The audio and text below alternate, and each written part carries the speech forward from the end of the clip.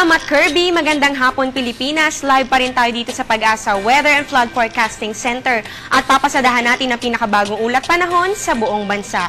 Kung kahapon nalusaw na ang shallow low pressure area, ngayon naman isang low pressure area na naman ang namataan sa layong 1,010 kilometers east ng Southern Luzon. Kasabay pa rin po nito ang ITCZ o ang Intertropical Convergence Zone na makakaapekto naman sa Luzon at sa Visayas.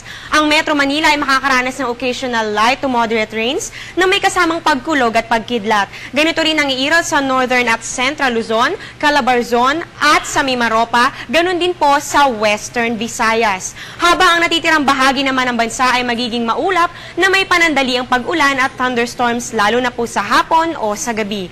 Ayon sa Pag-asa, ang low pressure area na ito ay malayo pa naman para magkaroon ng direktang epekto sa ating bansa. Gayunpaman, may posibilidad na ito ay mag-develop pa sa loob ng 24 hours. Kaya naman ang tabayanan ng mga susunod na updates tungkol sa panahon. Nag-release na rin po ang Pag-asa ng rainfall advisories at ito po ay sa ilang bahagi ng Cavite. Makakaranas ng moderate to heavy rains din po. At dito naman po sa ilang bahagi ng Tarlac, Pampanga at Bulacan, makakaranas po kayo ng light to moderate rains din dyan sa loob ng isang oras. Kaya mag-ingat po kayo at mag-ready ng inyong mga payong. Ayon naman sa Project NOAA ng Pag-asa, may 20 to 30% chance of rain dito sa Maynila at sa Quezon City na maaaring maranasan within an hour. Ngayon naman silipin natin ang lagay ng panahon sa iba't ibang dako ng bansa.